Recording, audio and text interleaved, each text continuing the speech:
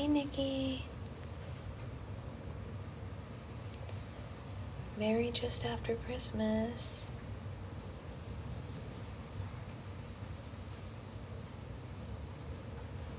How we all doing? Christmas was good. How was yours? I hope you all had lovely Christmases if you celebrate or whatever you do.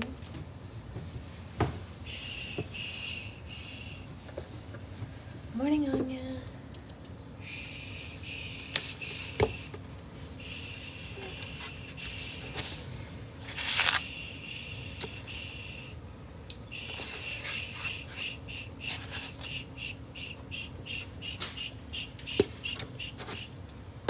Hey, Roxy. How's it going, everybody? Okay. Cha-cha-cha. Dropping things left and right. Dropping things left and right. Alright. Pacha, pacha, pacha. We will appease the TikTok gods by pinning an item, even though I don't care. And we will go get milk for our coffee.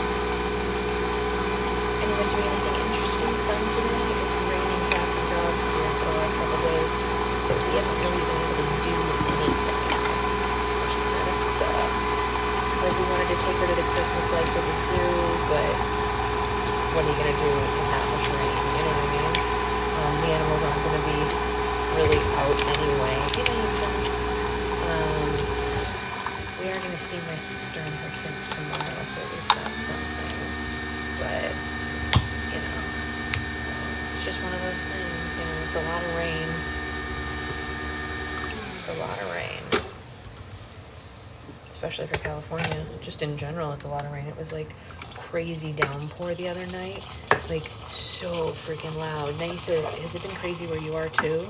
Anya, what about you? Because you guys are the two closest to me, distance-wise.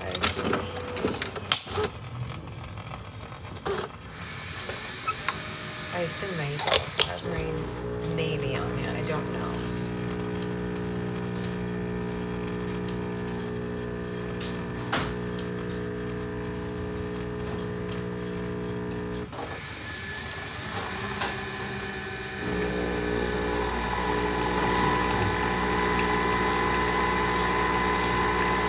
It was super crazy where you are too. Yeah, it's been like a lot of rain here. Like a lot of rain. More than expected by far. Yeah. What about everyone else? Anyone got snow? I was just singing White Christmas to this little girl to put her to sleep, but we've obviously never had that. Or she hasn't lived in. I've lived in New York, so I know it, but a lot more than expected. Yeah, a lot more than expected. It's hard because like we want to take her to the park and stuff, but like how can we do that when it's so wet? You know, it's like what's she gonna play on, right?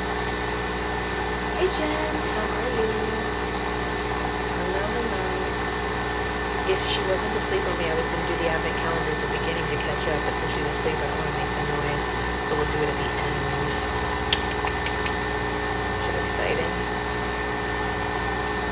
books we end up with. Did anyone get any amazing presents for those who celebrate Christmas or Hanukkah? Or just had a birthday? I don't know. This is my perfect weather. Kids are off school, so they come over and watch movies. Yeah, she's just so young for that, you know what I mean? She's definitely not going to sit long enough for a movie, unfortunately. But if she was a little older, of course, we could all just like sit and read books and stuff. Several books and 2 book stands. Oh, which books? Tell us what you got. I also got 2 books. A Kindle Scribe. Are you gonna take notes on our books? Oh my god, that'd be kind of cool. My husband got me 2 books on writing. That was kind of cool, right? Like, he was like, you always, you know, you pick your own novels and stuff like that, so I didn't want to try to guess what you have and haven't read, because you read so many, like on Kindle, so he can't see them. It's not like our physical books. And so he got me 2, like, inspirational writing books. Oh, that was nice. Oh, I'd love to hear more about it, Jen, and, like, what you end up doing with it.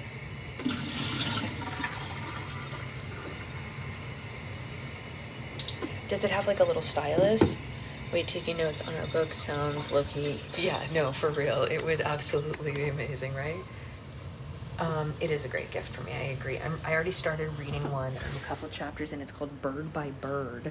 And oddly enough, it's funny, which I didn't expect. I mean, like, you don't think, like, oh, I'm going to read a book about how to write novels, and it's going to be real funny. But, like, then you think about it, and you're like, well, I mean, she is an author, so, like, some authors are funny. This one is. And she's an author and an instructor, which is great. Sorry, you guys just had to get really close to the side of my face that is completely covered in acne, so that's really fun for you. So, I don't know if you guys can see from here. Hey, Stephanie, this, do people rate and take notes in books that they read, ever look back and not remember how you felt about it? Yeah, I do actually try to keep track. It does have a stylus. I already use it to take notes and listen to audio. Ooh, nice. I do try to keep track of what I think of each book. Very rarely do I forget if I write something down. But if I like don't go and rate it or whatever, I might forget. So I do try to keep track. So this over here that a lot of you have seen, because I've had it for years, it's a mermaid and she's sushi. I can't zoom in on it, but I can take you guys over there later. My daughter has become obsessed with it, so every day when we're washing her hands at the sink, she points at it, and my husband says, yeah, that's a mermaid in a precarious situation. And I was like, how am I going to explain this painting to her when she's old enough to understand that this mermaid is getting turned into sushi? Anyway, I found it funny. It is hilarious, but I mean, like, it's funny art. Like, you gotta, I guess if you live in a household with 2 artist parents, you have to know, hey Ray, you have to know that art can be funny. All right, so we have not had book club in 2 days, which is horrific for us. Like, what he does, he's so funny. Yes, she's sleeping, thank goodness. So we're gonna try to catch up since we haven't read in 2 days, which is, I mean, like, obviously some of us read independently. I read independently yesterday, but like, you know, still. Let's catch up. So we just had the debate. If any of you aren't caught up, I'll catch you up real quick. We just had the debate, and like, it did not go well for Emma, right? And she really thought that Anne-Marie was gonna get her dad to come and help them out, and unfortunately they did not show up. So she was just stuck there, just like, you know, this is the thing, like, public speaking isn't easy for everyone, right? You know what I mean? It's not like you can just like one day wake up and decide that you're good at it. You have to practice. It's like a whole thing. I think people don't give it enough credit, I guess, especially in books and movies. Like, people just randomly start giving speeches sometimes, and it's like, it doesn't really work like that, you know?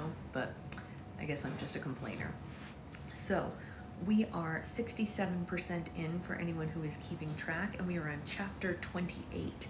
Chapter 28 is from Emma's perspective, and it is called After the Debate. Sigh. The thing about applause at the end of a debate is that it's almost impossible to tell who it's for. Okay, not almost impossible, it's totally impossible.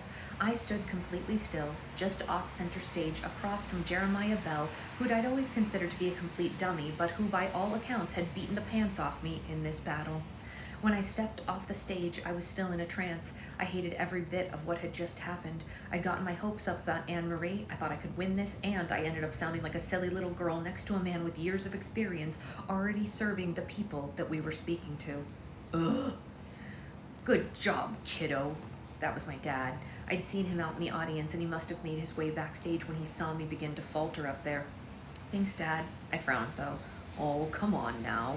He touched my cheek, squeezing it gently. Don't be doing that. Don't let it get to you. You did great. I did not do great. I shook my head, facing the ground. I could absolutely kill that woman. I heard Edward grumble as he walked up to where we were standing. Emma, how are you? I turned away from my dad and shrugged at the prince. I'm fine. I don't know. Disappointed. I guess that's it. Disappointed is an understatement. She gave us her word that she would bring her father or some kind of proof here today, and she just... Edward, I shook my head. People aren't... I didn't know what to call it. Well, they just aren't reliable, honey. My dad finished for me. All I could do was nod. Listen. Edward's hand rested on my forearm. It doesn't matter. You already got too close to call. All you have to do is push it over the edge. And there are enough people here who want to see change brought to Astoria. I know that they do. How do you know? I looked up at him, trying to hold back the tears that were brimming in my eyes. They weren't sad tears. They were more like frustrated tears, disappointed tears. They threatened to pour out from the sides of my eyes and down my face, but I held them back.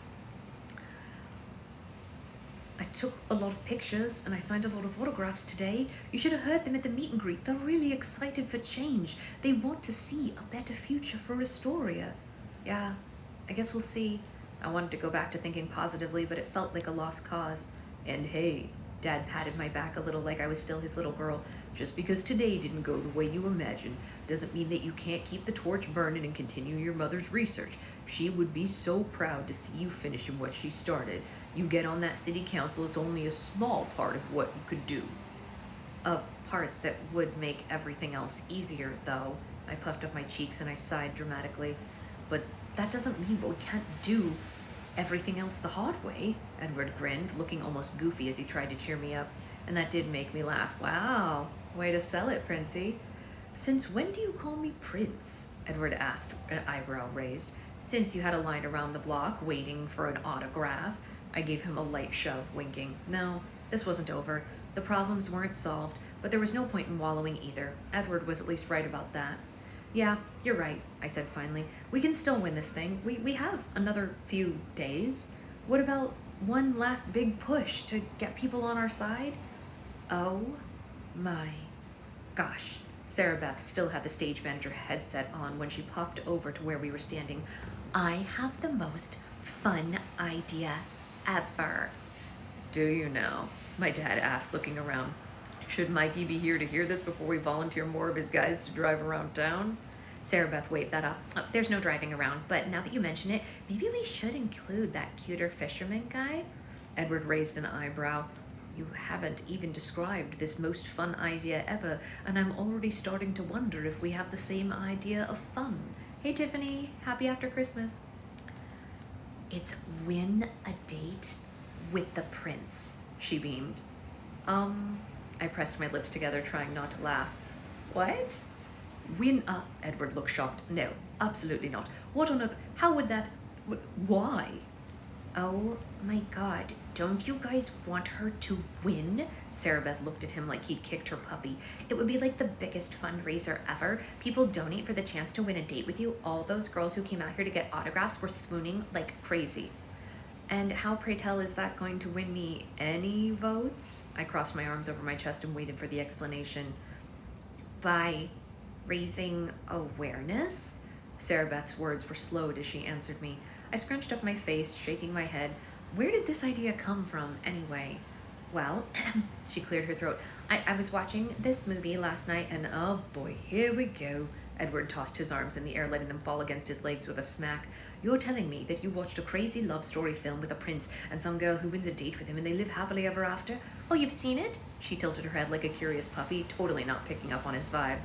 No, Edward narrowed his eyes, but seeing as I have lived every day of the last 30+ years as a prince, you can imagine how many times I've heard this trope or been asked to participate in such events. And Sarah Beth, I think the world of you, but this... So it's a no then? I pulled my friend aside for a hug and shook my head. That's a no, honey, but I really appreciate you wanting to think of amazing ideas. You have to know that this event went off without a hitch because of you. Your management skills are off the chart. I'm starting to feel bad for keeping you at Read Between the Vines because, well, you should probably be like a wedding planner or something. And honestly, if we were living in the Hallmark version of this story, then you'd probably be right. If this was a movie, we could just auction Edward off to raise money for my campaign, and then he'd meet the love of his life while I'm busy winning the election, and we'd all live happily ever after, and he'd be the ruler of our fine land, while I would, I don't know, fix the pier. I laughed half-heartedly at the messy movie ending I'd come up with. The words stung a little, even as I said them. No, Emma, you... I could feel like she was about to say something, so I pinched her hard on the arm in a way that was out of sight of Edward and my father. Ouch! She jumped, but she didn't continue her line of speech. My dad was standing amidst all of this, looking very confused. I gotta be honest with you, it sounds like you kids are speaking another language. I love you, but I don't know how Mikey puts up with all this, he said with a laugh. Do you need anything else from me, sweetie? He asked directly to me. A cosmic appearance from my mother's ghost to tell me what to do next and where she put the proof that we need to expose Keating for the lying snake that he is, and he burnt the whole thing to the ground and rebuilt it properly? Whoa, whoa, whoa. Isn't someone burning the place to the ground what started this whole mess? Mikey asked, walking up just to hear my part of the conversation and none of the rest. Oh, there you are, Mikey. My dad smiled at him. I was just telling the kids that they sound like they're speaking gibberish, and I'm gonna need you here to translate these young people talk. Mikey laughed. To be honest, Rick, I barely understand it myself. But anyway, what's this about burning everything to the ground? Edward just raved it off. Ignore Emma. We're not burning anything down, old chap. We're just going to do what we can in the next few days to ensure that it doesn't end in another tie. Okay, Mikey nodded. What kind of stuff do people running for city council even do in these situations? Sarah Beth shrugged. Other than auctioning off a date type stuff, I really have no idea. That's what everyone does in the movies. You know, I know what you're all gonna say that, and we cut her off, and she chanted with us, Sarah Beth, this isn't a movie. I know. Okay, I hear you. Jeez, what a way for Emma to meet people that doesn't involve her handing out flyers on the street corner like a sad sack, the way that she did for months, getting her nowhere. Ouch, I frowned at her. That was not nice. It also wasn't false, she replied. Fair, I shrugged. I guess we could invite people to come to the store, and I could have a table there where I sit around and I hear their grievances. People love to be heard, and maybe it'll convince them that I'm listening, and I plan to implement those changes directly. What if, Edward snapped his fingers, we do the table at the store like you said, but I provide one free coffee from Moonbeam mugs to each person. It could basically be catered. Snacks from your bar. People can buy their own alcohol because that's dangerous. Don't ask me how I know it's a bad idea, but it is. Still, Maureen and the ladies at Moonbeam could come over with coffee carafes a few times a day. People love that kind of stuff, don't they? You do that for me? I narrowed my eyes, my mouth hanging open just slightly in surprise. Emma, he paid for royal rides. Why would this be any different? Sarah Beth asked. I don't know. That was for the people, like, of his town, I shrugged. I guess I'd chalk that up to being a city expense from the White Lockean government or something. I don't know. This is, like, just for me. Just me. And I'm here to help you. Just you right now. Aw, everybody wants to help Emma.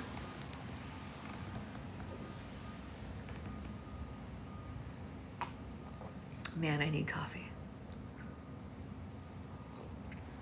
I am running on a grand total of like an hour and a half to 2 hours of sleep total, maybe. So it's a miracle that I'm upright. I tell you what. Chapter 29, Setting Up. Emma.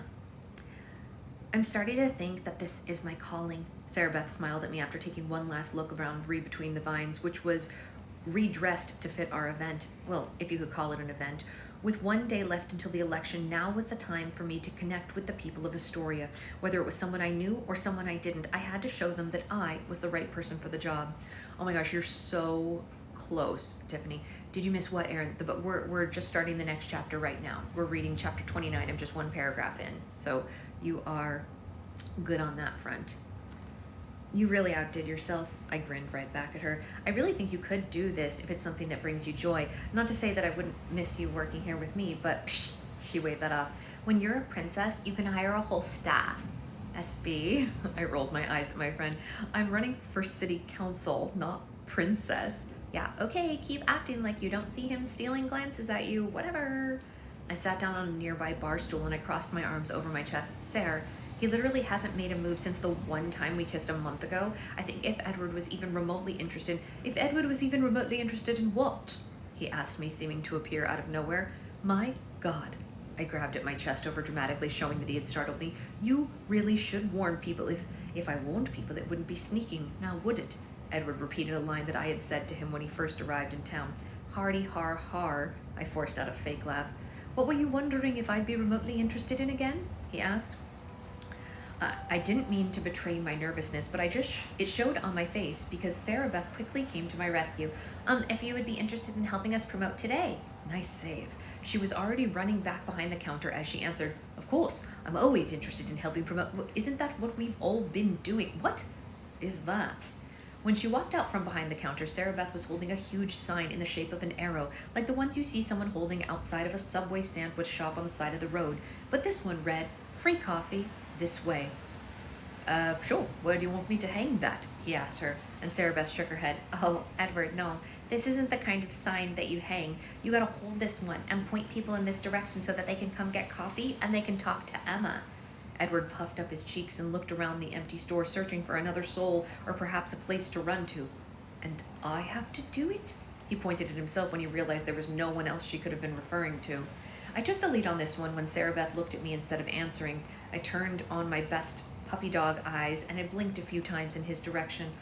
Well, no, Edward, you don't have to, but I shrugged, making myself look extra pathetic in that moment. Not that it had been hard recently. And then he sighed. No, of course, I'll do it. I see there's no one else. He motioned around us, reiterating the emptiness of the room. Ah, way to be a team player. Sarah Beth cheered and pushed the sign into his arms.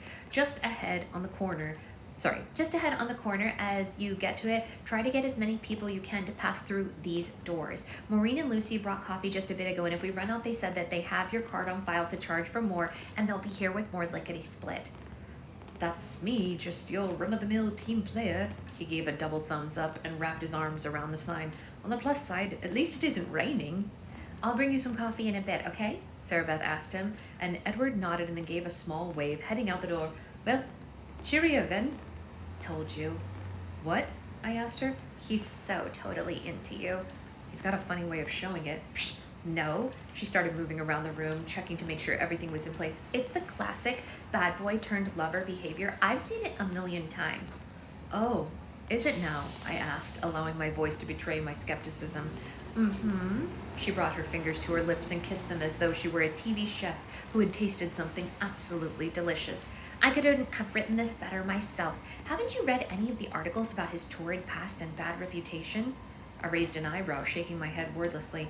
Emma, are you even living in this century? Does your computer even have Google? You've got to Google the guys you're dating, if nothing else for safety. First of all, we're not dating. Second of all, I don't think the Prince of Whitelock or of Astoria or whatever it is going to risk me any harm if he's already got bad press. Why would I need to Google him? Well, first of all, she said, mimicking me snidely, you should be dating. Second of all, to find out about his past, duh. Did you know that he dated Isabella Montclair, that hotel heiress? I asked, and Sarah Beth nodded. Yep, for a whole summer, which, if my research is correct, and we know it is, was like a long time for him, but then she left him for Alexei Ivanov. I stared at her blankly and then finally shook my head after waiting a beat for an answer. And he is Russian-born, plays soccer or football or whatever they call it over there. And you know this because Google, she stated plainly. Right. Anyway, she drew the words out over dramatically, waving her hand around her face like she was swatting my ineptitude away like a fly. All I'm saying is that he's jumped around from heiress to heiress, model to model, blah, blah, blah. And now he's totally ready to settle down. He doesn't want to do anything to screw it up and scare you away. Honestly, Em, you're like a deer in the headlights half the time anyway, especially when it comes to men. I kissed him, I huffed. Time to do it again and land that crown. I smacked my forehead. Oh my God, you really are something. I'm sorry, but Sarah Beth, I actually love her. Rereading this, I love her even more than I did when I wrote her. I think she's hilarious, and I don't care what anyone else thinks. She's like on it. She's on her game.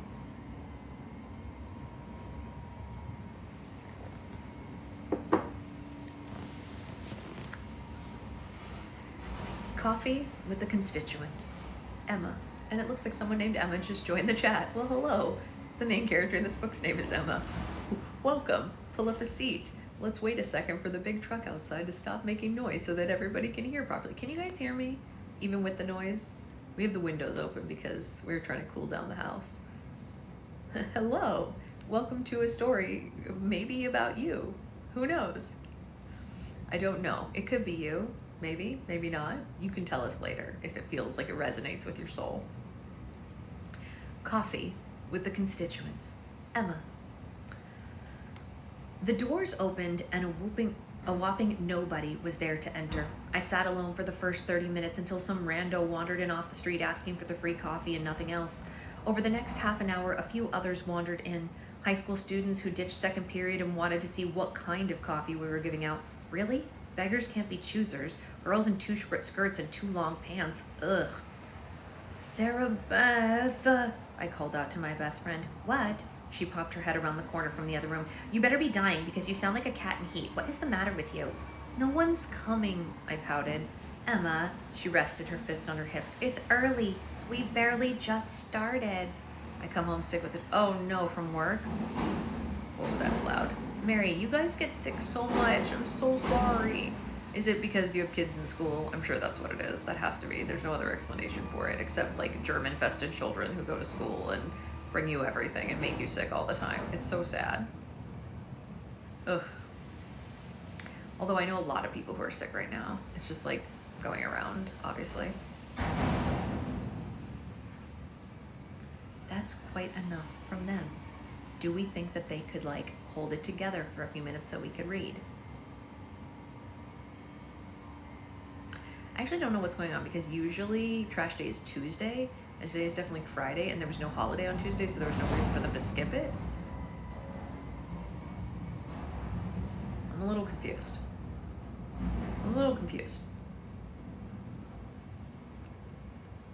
They don't know what time it is, clearly, Nikki. They don't understand that this time is to be respected. Book club is to be respected. I don't get it. They're being very disrespectful right now. Let's keep going. I motioned around the empty room. We've been open an hour, and it's Monday, she shrugged. So? People have jobs, Emma. Why am I all of a sudden the voice of reason here? People don't have jobs, SB. Isn't that part of why I'm running? You've got a point there. I sighed. Maybe I should go check on Edward. Maybe he's gotten like lost or something and pointing people in the wrong direction. What's crazy is you're not on the first floor and that's, yeah, I'm on the 4th floor. Yeah, crazy, right? She nodded. Yeah, I'll go with you. I grabbed my coat and I pulled it over the Prescott for Council shirt that I'd been sporting for the day, but it was pouring rain when we got to the door. Oh shit, I gasped, turning around to get the umbrella. Do you think he has one? I instinctively grabbed a second umbrella for us to give to Edward. Outside was worse than we thought. Oh hey, you don't have to wake up. You don't have to wake up. Sleep, sleepy girl, sleepy girl. Sleepy girl, sleepy girl, la la la la la la. Outside was worse than we thought. No wonder no one was coming in. It was an actual storm. Rain, wind, and I wouldn't be surprised if it was hailing in other parts of town. This is totally gonna ruin my event, Sarah Beth sneered from behind her scarf, trying to keep her face warm. The two of us got to the end of the block where we'd asked Edward to stand, and we saw the poor man standing there, soaked. He was holding the sign, looking like a drowned rat. Oh my God, does his coat even have a hood? Sarah Beth asked me in a pitying tone. Doesn't look like it. Hey, Edward, I called out as we got closer. He turned around to look in our direction, completely miserable. "Ladies," he said, giving us a pathetic-looking thumbs up. "How's it going in there?" About as well as out here," I shouted over the plunk of the rain around us. "Why don't you come inside?" Edward shook his head. "No, thank you, but..." He pointed to my hand. "Is that an extra umbrella?" "This?" I held up the one that I brought out for him and handed it over. "Yeah, I brought it to give to you just in case you didn't have one, but looking at this rain, I think you should just come inside because no one's out here anyway. The rain is bound to stop, and I promised to get people to this event. We can't give up now." "Edward," Sarah Beth shook her head. "I also want this event to be a success. Heck, I even put it together, but this is insane." She motioned around us, and he crossed his arms over his chest like an obstinate child. I sighed, shaking my head. "At least come inside and warm up, and then once you've had a cup of coffee, you can come back out re-energized and do whatever this is all over again." And Edward sighed, visibly giving in. "Maybe we should ask Mikey to bring you a change of clothes. You're soaked." I offered him a towel from the kitchen to dry his face. He took it to his hair, rubbing it all around the brown strands, sticking up in nearly every direction. It was cuter than I wanted to admit. "I'll call him," Sarah Beth said without waiting for Edward to agree. "I don't need..." "You do." She held up a hand to stop him. "This is my event, and I won't have you standing out there looking waterlogged. It's not helping Emma's cause." She sounded harsh. Jesus, V, give the guy a break. She waved us off, though, and stepped out of sight to call Mikey. "Sorry." I shrugged, and I pushed a cup of coffee across the counter to him, and then I sat next to him on the bar stool. "She's taking this all really seriously." "Yes, as she should." He grabbed his cup and wrapped his hands around it for warmth. "And she's right. We all must put our best foot forward." It was like this man stepped out of another universe or a storybook or something and landed in our very real, very not picturesque town. He sat there dripping all over my floor, but somehow managed to stay charming. "Did you learn all this in finishing school?" I asked, sticking out my tongue to lighten the mood. "Actually, yes." He winked back at me, catching the vibe, and then it turned a bit more serious. "Is it true that I've been pointless today?" "What?" I asked. "No one at all has come in for coffee?" I shrugged. A few people came in, but you can't blame yourself. You can blame the rain, blame the town, blame Keating, blame his whole damn family line for ruining the place and what could have been a powerhouse port town, a leader in the area, but no, we're all just, we're falling apart at the seams." That took a turn that I hadn't expected, and my verbose reply clearly took him by surprise, and it showed on his face, and he cleared his throat. "Well, we can still go on with our plan, right? I really do want you to win, and I want you, and you want to run this town." I bumped shoulders with him, smiling again. "Well," Edward shrugged, "yes, in a way I do, but is that so wrong? Does it make me a bad person for wanting to fix things here in Astoria and show my parents that I'm not just some 30-year-old ne'er-do-well who floats around on the Adriatic Sea all summer and has no plans or path, no job, not even a port for which to dock the boat? This is my life." I pressed my lips together, frowning slightly. "Do princes really need a job? Look, I'm not trying to negate your point or anything, but I'm actually seriously curious. Do you have to have a job?" "Define job," he shrugged. "I mean, we all do something for the monarchy. It may not be what you would call a traditional work, but yes, my brothers do participate in government with my father, my sisters do charity work, etc." "I see, but..." He scratched at his head, tossing his wet bangs aside, revealing his bright blue eyes. "I've been, well, inefficient as a working member of the royal family." "Ouch," I grimaced. "Yeah, tell me about it," he sighed.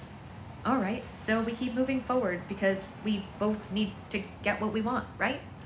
"Righto," he said through a forced smile. "Okay." Sarah Beth reappeared with 2 thumbs up. "He's on his way." But Mikey was not on his way. About 20 minutes later, a man did appear at the store, but it was one of the younger fishermen we'd worked with on Royal Rides. "Hey man," he gave Edward an up nod. "I heard you needed some dry duds." Edward motioned to himself, and the guy winced. "Oh, yep. Yeah, I know that look." He handed over a plastic bag, and Edward slid off of the bar stool, disappearing into the unisex bathroom near the bar. "So, the fisherman shrugged, his hands deep in his pockets as he looked around. "Not too bad of a place you guys got here." "Weren't you here the other night for the election?" Sarah Beth asked. "Oh, yeah." The poor guy clearly had been trying to come up with anything to say, just filler, but she blew up his game. "Anyway, I guess I can go. Mikey just asked me to bring the prince some, dry clothes to wear." "How'd you get into his room to get his clothes without the key? Does Mikey have a key to Edward's hotel room?" I thought that would be weird. "I didn't." The guy looked confused by what I was asking, and when Edward returned from the improvised changing room, I knew why. The man who stood before us bore almost no resemblance to the Prince Edward Grafton Windermere III, Duke of Finsgate we'd known. No, what we saw instead was a Pacific Northwest fisherman with hipster leanings. Edward re-entered the conversation in a pair of jeans that fit surprisingly well and a bright red flannel, a jean jacket with fleece lining. His wet hair now covered with a green beanie, he looked like he stepped right off of a Christmas tree farm. I pressed my lips together tightly to hide the absolute gargantuan grin crossing my face. Oh, Sarah Beth looked surprised, her head tilting instinctively like a puppy. Actually, this works better for you than I thought it would. What does? Edward hooked his thumbs in the lapels of the jacket. This whole look on you. She motioned up and down along his new attire. I like it. Great. You should definitely go back out there once the rain stops. Is she always like a drill sergeant? The fisherman asked Edward, and he nodded his head. Today, yes. Thank you so much for bringing me these, Jonah. I hadn't known his name before, but he and Edward seemed friendly enough. Must have been all that time that Edward spent hanging around Mikey. Yeah, no, not a problem, man. Are we all just gonna stand around here, or are we gonna get back to it? Sarah Beth asked, motioning to the few people who were now milling around the bookstore. We all just shrugged. Okay, I see that I'm going to have to delegate, Sarah Beth said. Emma, behind the bar until someone comes who wants coffee to ask you questions about the campaign. Edward and Jonah outside with the sign. It sounds like the rain has stopped, and it's about to be everyone's lunch hour, so this is the perfect time to lure people in. Me? Jonah asked, pointing at himself, confused. Yeah, of course you, Sarah Beth replied before she flittered off to help the customers. This poor guy just agreed to bring Edward some clothes, and now he'd been volunteered for the job of human billboard. I have no idea, I mouthed to them both, taking my position behind the bar, just as Sarah Beth had instructed. Okay. The guys exchanged looks, and Edward shrugged. I guess that means we're headed back outside. Things didn't pick up right away. Sure, the bookstore got more than its regular amount of business as we inched towards Christmas, but people weren't keen on stopping to talk to someone running for city council. But then a switch flipped. About an hour after we'd been given our Sarah Beth assignments,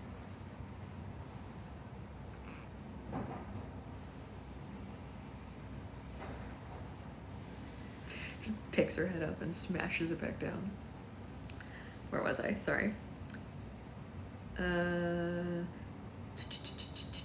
About an hour after we'd been given our Sarah Beth assignments, Astorians started wandering in asking for coffee. Oh, hello! I was almost too excited when the first person asked what the event was about. I'm on the ballot for city council in the 3rd district. The election is tomorrow, and I wanted to give the people of Astoria a chance to ask me any questions that they might have to help them decide who to vote for. I finished my statement with a smile that was forced from me, but hopefully it just looked kind. The woman softened. She looked tired. Honestly, I didn't want to wait in the line for coffee at Moonbeam during the lunch rush. I'm on my break. I work over at the toy store on 10th, and the customers are crazy this time of year. I chuckled, trying to lighten the mood for her. Well, no worries. Have a seat, and maybe we can chat for a bit while I pour you a cup. How do you take your coffee? 1 sugar and a little cream? How about I let you add it yourself? I winked, knowing how specific I was about my own coffee. It made me think that this might be a way to endear her to me without being pushy about my platform. That would be great. She slid onto one of the bar seats and put her purse down. I guess you're running for city council to get out of working here? She asked. I shook my head. Oh, no, actually, I own this place. She looked surprised. Oh, wow. Why would you want to give this up then? She looked around, really taking the place in for the first time since she got there. Oh, I don't plan to. The city council is primarily made up of people from the community who do additional jobs that just, I don't know, want to make a difference. Or, well, I frowned. It's supposed to be those kinds of people. What do you mean? She asked, reaching out for the cup of joe that I pushed in her direction across the counter that stood between us. Leaning against it, I let out an extra deep sigh. I've been lobbying the city council to do something about Pier 2 for, well, gosh, almost a year now. They claim that the funds aren't there, but I just shook my head. The place is a dump, she whispered, looking like she was afraid to be heard by anyone else around. They really should do something about it. It's turning into an eyesore. I know. I made my reply more dramatic on purpose. They're literally gonna fall into the sea if we're not careful. Those businesses are suffering. Anyway, that's one of the main things that I want to fix. She sipped at her now creamed and sugared drink. That makes sense to me. Among other things, of course, I'm just hoping that by answering people's questions, they'll be encouraged to vote for me, and I know I can make a difference. Can I be honest with you? She shook her head, looking sheepish. Of course. I didn't even know there was an election tomorrow. I sighed. Yeah, it's a runoff, so what do you mean? Me and the guy running against me tied, or it was too close to call, or whatever like that. I rolled my eyes. Back in November, the real election. Okay, she motioned to me, energized by what I said. So I'm not crazy. I really thought all elections took place in November. Well, it's complicated. I moved around the counter to come sit next to her. Most elections, not all, do take place in November. And yeah, you're right, this one did. But like I said, it was too close to call, and me and the current person, well, so wait, why don't we hear about these things more? My guess? I asked, and she nodded, encouraging me to continue. I think the mayor's scared of what I'll do if I'm elected, so he's not publicizing it past the people who want to keep things the way that they are. Like the rideshare ban? I rolled my eyes. Oh my God, that is so the worst, the woman exclaimed. I know, I replied, happy to be connecting with someone about the issues of our town. And then I looked up from my cup of coffee and I could see that even more people were making their way to the area where we sat. Coffee? One guy looked like the hipster version of Jonah the Fisherman asked. Yep. I hopped off the bar stool and I left my coffee where it was and made my way behind the counter. How many do we need? I did a quick mental count and finished with 15. Wow. Okay. Hi, everyone. I'm Emma Prescott and I'm running for city council.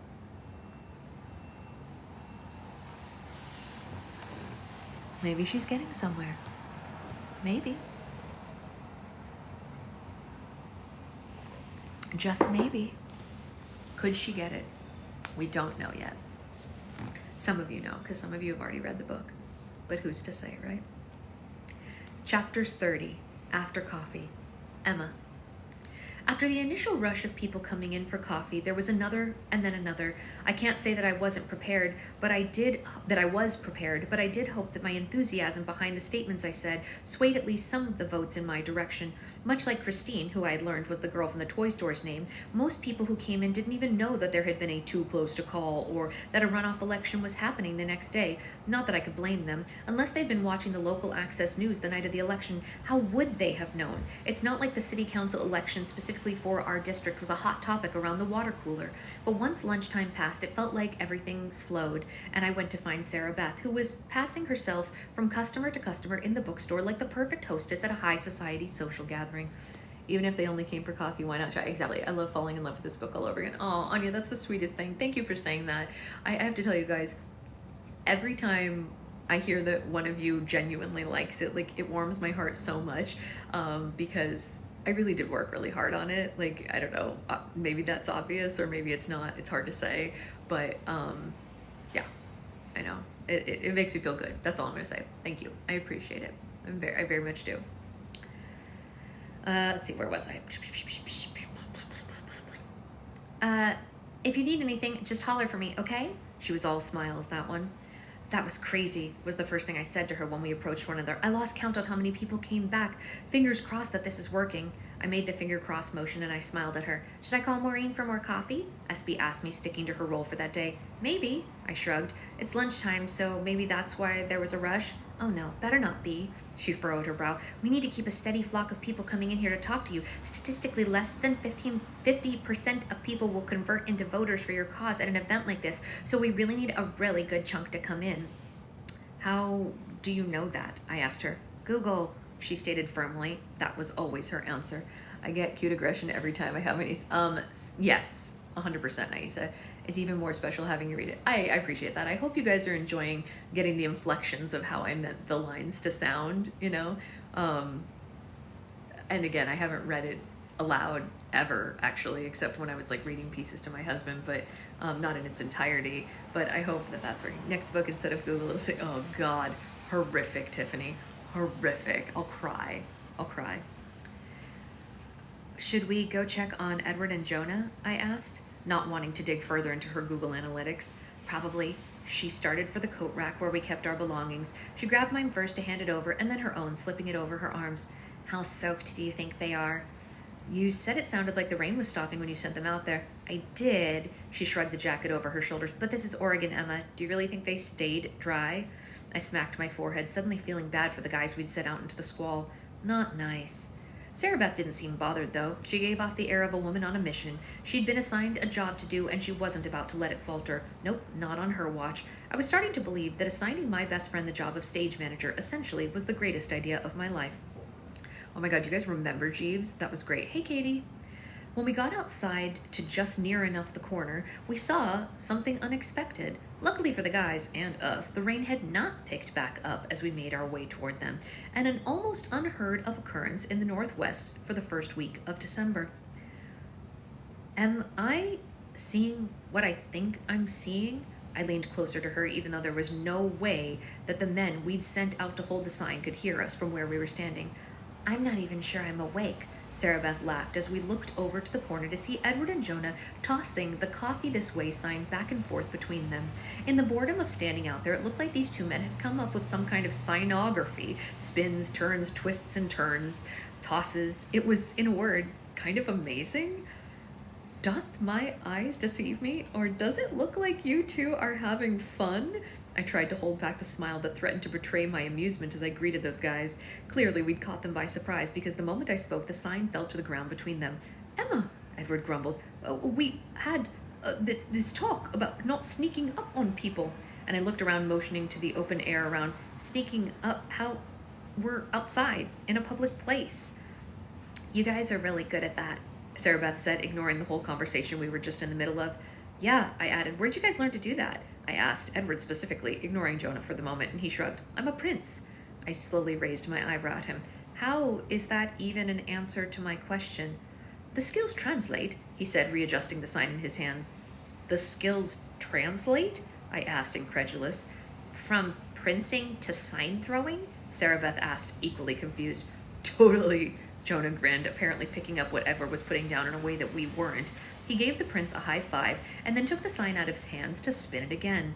We have created monsters, Sarah Beth laughed, but honestly, I'm not even mad about it. A bright idea, Edward. Even though Edward started the day sad and soaked by the constantly pouring rain of Astoria, by nightfall he had perked up considerably. Spending the day with Jonah, Sarah Beth, and of course Emma was about all he could have hoped for. Sure, he'd had friends in his life, but this felt different. None of these people acted differently because he came from a royal bloodline. No one in Astoria snapped his photo. No one called out to him as his car drove by. In fact, most of them didn't even believe he was who he said he was. Emma certainly hadn't, without empirical proof. It was, dare he say it, refreshing.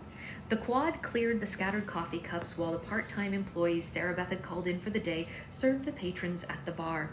Hey, Edward whispered to Jonah, do you think that I could sneak Emma out of here without SB noticing?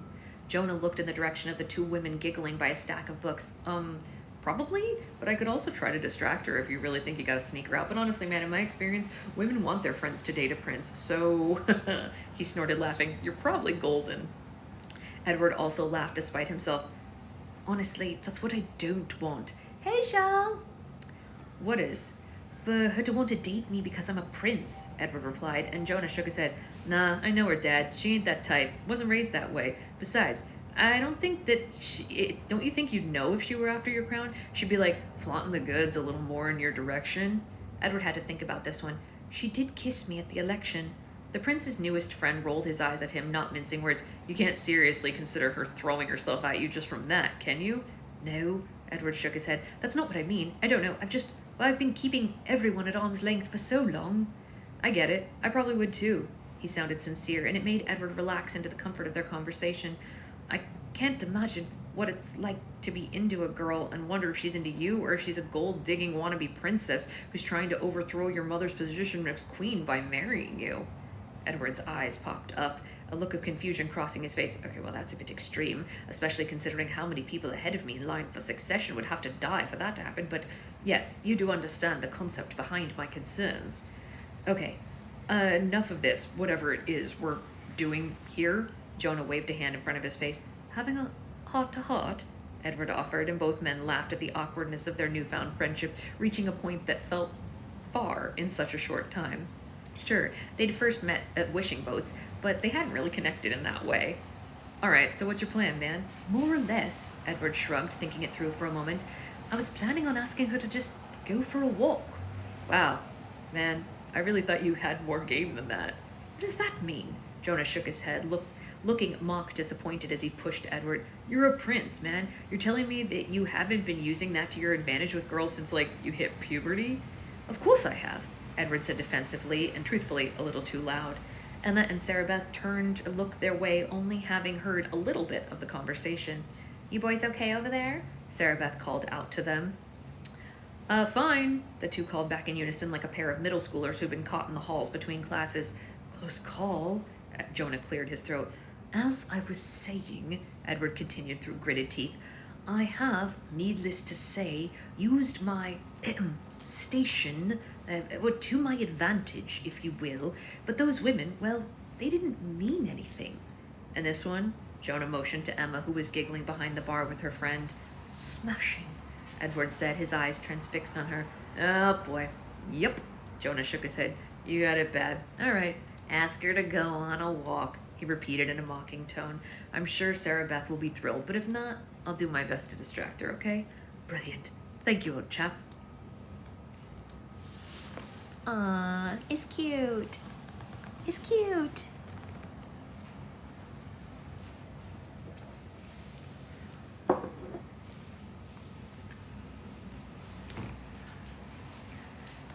Is this a date? Emma. Say, Emma, Edward said when he stepped behind the bar with the remainder of his beer in his hand, which technically was illegal by Oregon law, but now that I knew we weren't really even a part of Oregon, what did it even matter? The more I thought about it, the more I realized that I needed to look into the alcohol serving laws of Whitelock, if there were any. Yeah, I replied. Exponentially better than the... Oh, really? I appreciate that, Amanda. Thank you. He scratched at the back of his neck, having trouble making eye contact with me. Are you interested in going for a walk? Once I realized what he was actually asking, a smile spread across my lips, and I leaned over to see if I could peer out the window at the other end of the store to see if it was raining again or not. It was not. Lucky. The smile playing on my lips grew wider. Yeah, I nodded. Let me just grab my coat? He didn't say anything. He just let his eyebrows rise and fall by way of affirmation. And then, before I knew it, we'd slipped out of the bar. I told Sarah Beth that I was running to grab a bite and maybe would end up somewhere that food could be ordered or maybe not. It didn't matter at that moment. Edward and I walked side by side, but not hand in hand. Chilly night, I said, desperate to break the silence, not knowing what else to start with at a time like this. Indeed, Edward nodded. Great. That got us a grand total of nowhere. Warm enough? He asked me as we continued down the block toward the water. Oh, yeah. I shrugged, my hands tucked deep in the pockets of my coat. I'm used to it. To say that this was getting awkward was a gross understatement. This prince, who I, against my better judgment, had kissed under a month ago, had finally asked me to hang out alone, not for the purposes of work, and what? We were just gonna walk down the block away from my bar toward the pier and say nothing but remarks on the weather, or if we were bundled well enough for it? No way. I thought of my mother in that moment, and I wondered what she would do. She'd been a step-up-and-get-it-done type. Knowing what I knew about my dad, I could absolutely see her taking charge in a moment like this, and so I did just that. Okay, come on. I pulled my hand from my pockets and I grabbed Edward's, hauling him behind me as I started to run down the street. Where are we going? He asked, his fancy shoes clacking along the cement of the sidewalk. It was the opposite direction of where we'd been heading a moment before, and I had a sneaking suspicion he hadn't actually picked a place for us to go. Christmastown, I giggled, and when I felt sprinkles start to come down, I said, oh shit, just what we needed. Ugh! Edward screamed, when does it not bloody rain in this town? The droplets increased their intensity, falling down all around us, completely umbrella-less as we ran down the sidewalk hand in hand, our feet splashing in the newly forming puddles. In here, I yanked his arm, moving him inside the first doorway that I spotted with a shop sign that read, open. Edward looked around and chuckled. Rainy day resale, he motioned to the sign. Is this Christmastown? I snorted and I quickly covered my face with my hand. I couldn't believe that I'd let that sound come out of my nose with him standing right next to me, looking like a drowned rat wasn't bad enough. I had to make a fool of myself too. No, this is a thrift store. Christmastown is down further, but I figured that we just needed a place to wait out the cloudburst. Huh. Edward nodded, sounding pleased with my decision as he stepped further inside, not noticing how much he was dripping on the floor as he glanced around. Oh, hey there! An elderly gentleman with an overgrown white beard appeared with a rag to sop up the water that the prince had left in his wake. For a moment, Edward was oblivious to the moment around him, the man cleaning up his mess, but when I moved my eyes over to the older man, Edward did too. My God, good man, Edward moved to him, leaning down to do his best to help the gentleman fully stand up. I certainly can clean up my own drips. You kids are soaked, was the reply from the grandfatherly figure. True, I kicked at the ground, my hands back in my pockets for some modicum of warmth. Say, I took one hand out and snapped, I've got an idea. I'm all ears, Edward said from where he was, knees on the ground in his loaned by Jonah pants. What do you say we pick out new outfits for one another from this fine establishment? There was a gleam in my eyes. I could feel it. The idea of getting to dress Edward in whatever I wanted tickled me pink. One eyebrow crept up on Edward's forehead, skeptically glancing about the store filled with racks of old clothes, none of which looked a lick like anything worn in this century, at least not without irony. Deal. He reached out a hand to shake mine, and for a fleeting moment, I imagined that instead of shaking my hand, he pulled my body against his and planted a kiss right on my lips, but stuff like that only happened in Sarah Beth's favorite movies. Budget? I asked. You must be joking. He rolled his eyes, holding up a nearby shirt with a price tag that read $4.32. Okay, fair. I chuckled. How long do you think you'll need? And he scratched at his head. 30 minutes. You're on. I said without warning, and I ran off toward the back of the store. Cheetah, you didn't even give a countdown, he said, running in the opposite direction. I half expected the store owner, or whoever that old man was, to yell at us for acting like a couple of juvenile delinquents on a mission to turn the place upside down. But maybe he could feel how tense we'd been, how stressed we were, and how decidedly in our heads about the upcoming election we were, and we really needed this moment to blow off some steam.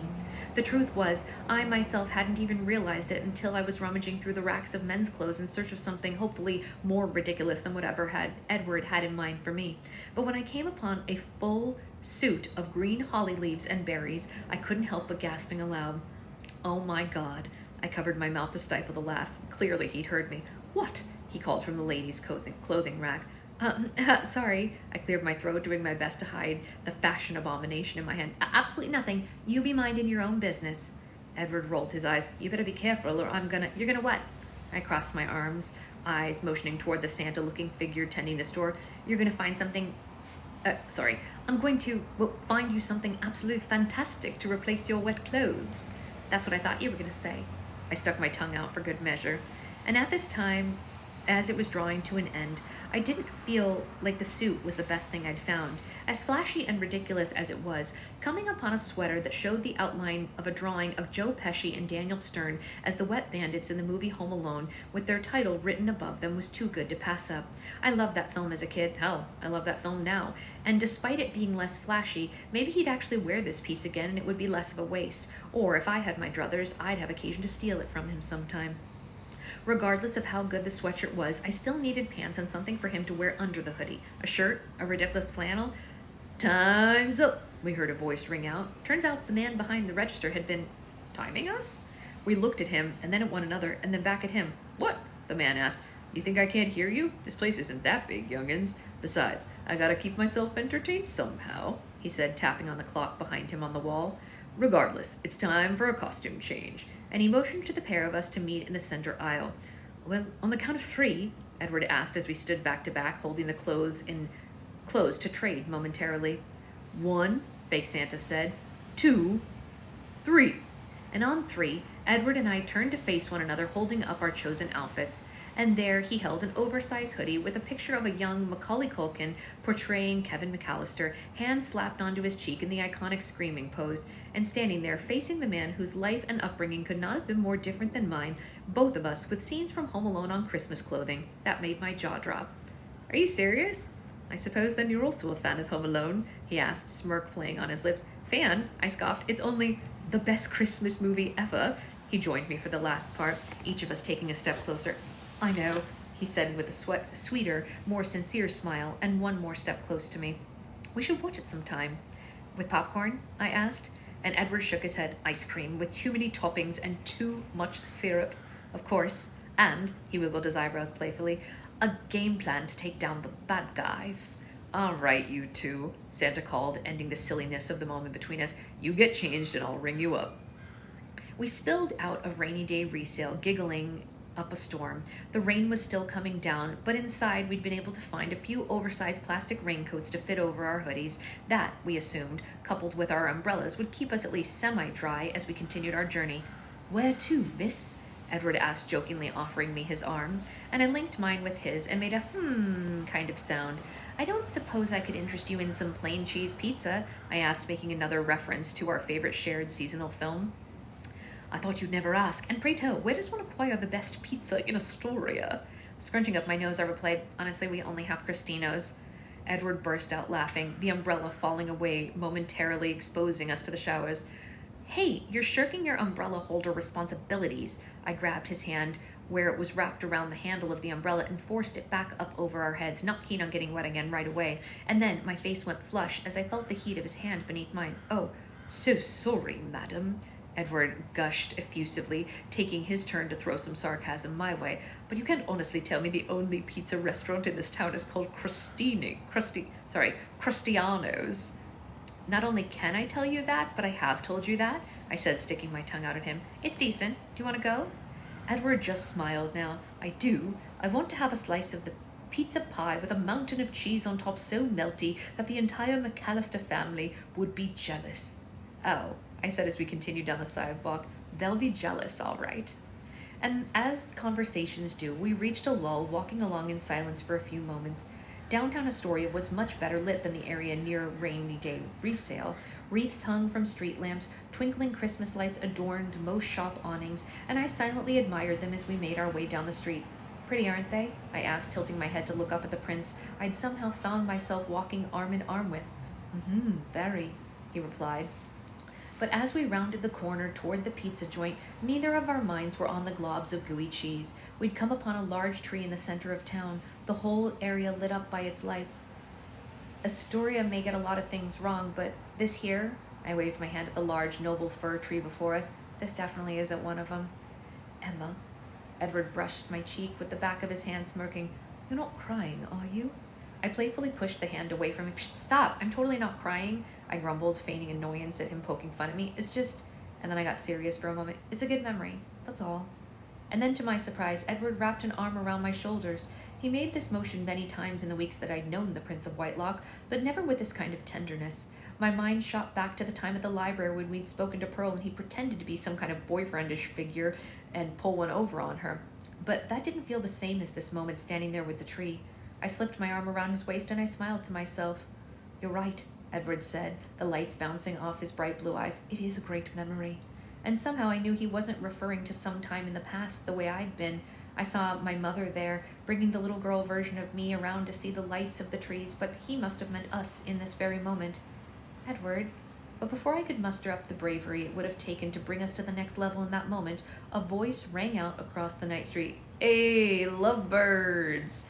Jonah. I looked up at the sky and I sighed. Edward pulled his arm off my shoulder, moment lost. I thought you two went for food. Sarah Beth was with him. And what are you wearing? She looked beyond confused. At first I had no idea why, and then I remembered what we must look like and I laughed. We got caught in the rain and I was about to drag this guy to Cristiano's. Are you guys hungry? Well, it was a sweet moment, almost romantic, but then they got caught. All right, wow, she slept through the whole thing, you guys. That like never happens. I'm trying to figure out how I can reach this on the ground.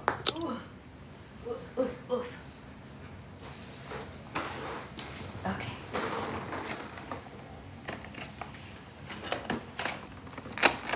All right, let's see where we're at here. Oops, sorry, I hit you guys. Let me move you guys back a little since.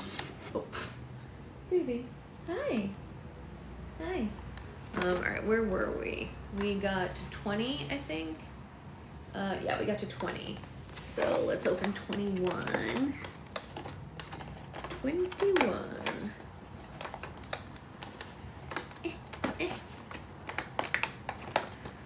Come on, come on, come on. Come on, come on, come on. Okay, here we go. Who's it gonna be?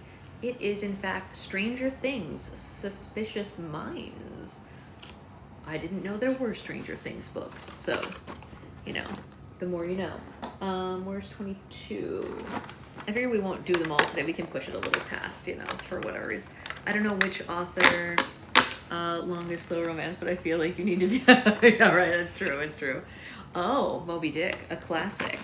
Oh, okay. Well, someone is waking up just in time as we finish. We'll do more Advent tomorrow. But she slept through the whole book club, which is pretty great, right, honey? You did a great job. You did a great job. You slept through the whole thing. Can you say, yay, you did it. Good job, honey. Good job being sleepy. Oh, thank you. This sweater was a Christmas gift from my husband. It is nice, right? I like it. It's very cozy. Very cozy. All right. Well, thank you all for hanging with me the day after Christmas. We'll see you tomorrow to see what happens with our friends in this book. Have a great day, you guys. Bye.